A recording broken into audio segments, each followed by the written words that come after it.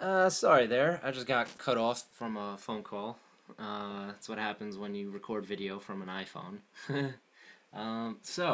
As I was saying, talking about the Altec Lansings, the BackBeat 903, my favorite A2DP headphones by far. Even though they look very similar to the Jaybirds, they are very distinguishable by fit, by quality, by everything in almost every standard. You can see even when I'm wearing them, they're very comfortable. They're thinner behind the ear, so they don't give you the Dumbo ears like the Jaybirds do. Even though the wire is thicker, you can see it's a thicker wire than the Jaybirds.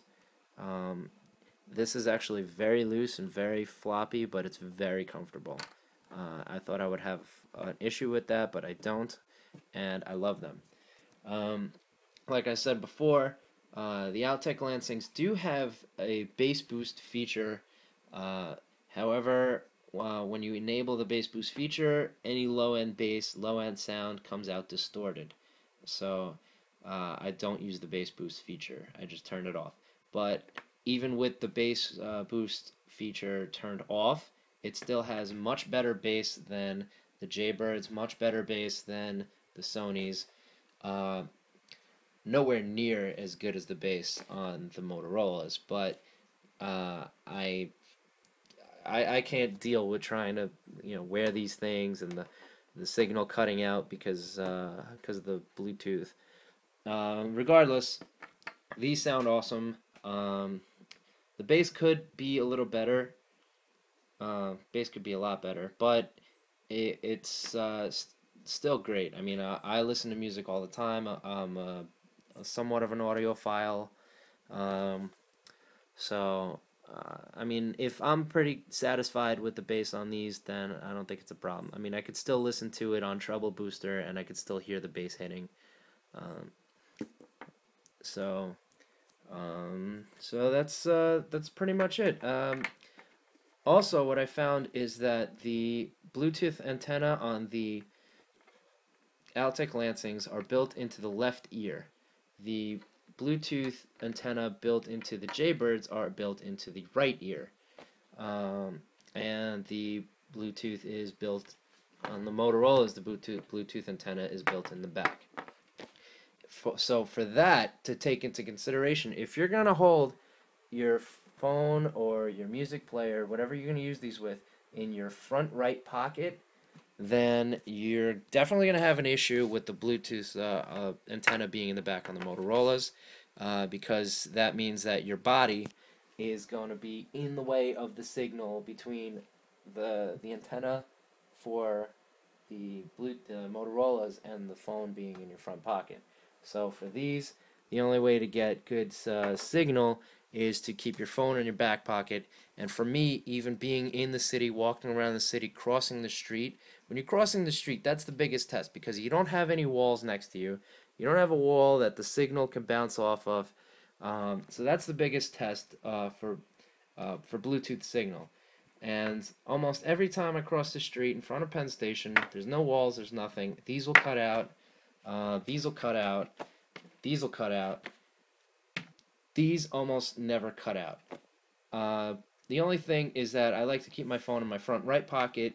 The Bluetooth antenna is built into the left earpiece. So if it's in my front right pocket, it will cut out occasionally. If I keep my phone in my left front pocket or my left back pocket, this will pick it up, and I'll almost never lose signal, and I'm very happy with that. So I don't mind keeping my phone in my back pocket for that reason. These cut out the most out of all of them. These cut out second, these were third, and these were the best as far as Bluetooth signal not cutting out. Call quality was excellent for these.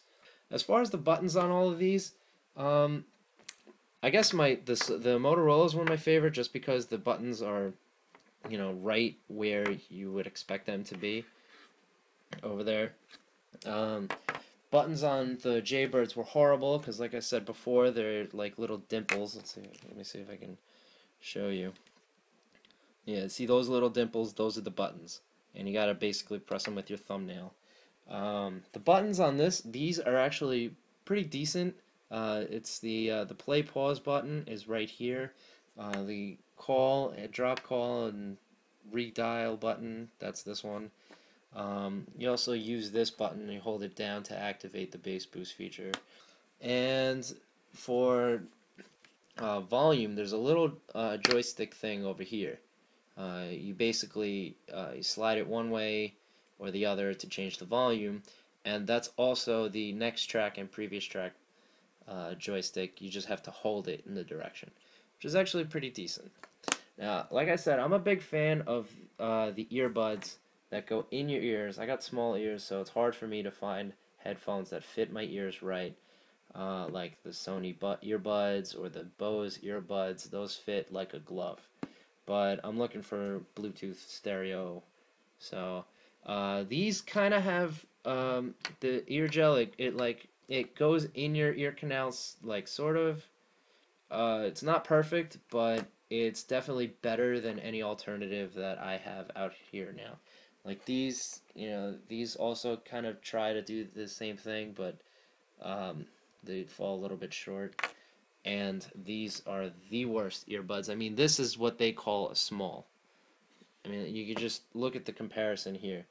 This is a small, and these are just a normal size.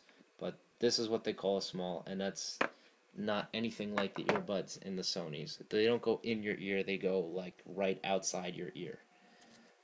So they suck. Now, again, if you want to take a look at the little matrix thing I drew over here, this is how my breakdown of what the quality of all different features and everything is. 4 would be the highest, 1 would be the lowest. 4 is best, 1 is worst. And basically, you can see the totals down here. The Altec Lansing scored, in my book, 25, while the Jaybirds were 12. So you could see, like, out of preference, you could see in numerical order, Altec Lansings were the best. Second, which were the Sonys, which I'm actually surprised. I preferred the Motorola's over the Sonys, but and then the Jaybirds were dead last because they are not good. And if you're just wondering what these little numbers are on the side, I just did a weighted average by importance of the feature. So 7 for music bass was my highest. Anyways, so the Altec Lansing BackBeat 903, definitely my favorites. They fit great, they sound great, they last okay, I guess. As far as battery life, they're all relatively the same. I mean, I can't imagine there being much of a difference between all of them for battery life. I mean, I didn't really run out of battery testing out any one of them, so kind of assuming they're all the same for battery life. The other thing is price. Again, they're all pretty much sticker price of about $120 to $130. Fascinating thing though, the Altec Lansings, my favorite of all of them, I found a website to get them $65 shipped. So, I mean, the same thing goes for any of these. You can find them cheaper online, of course. I think the cheapest I found these were around 80, something around 70 for these. This I don't remember, and I don't really care because I was very disappointed with the lack of bass in them, so it wasn't my concern to look for them cheaper online. So then again, these $65 shipped online. I don't even believe that, but it's true, and they're on their way. So yeah, Altec Lansing BackBeat 903. If you're looking for stereo Bluetooth A2DP headphones, wireless stereo headphones, then I would definitely recommend these to pretty much anybody. I convinced my friend to get them. I convinced my mom to get one.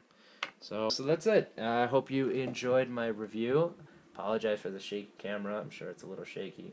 I mean, what do you expect? It's an iPhone. And that's it. Enjoy.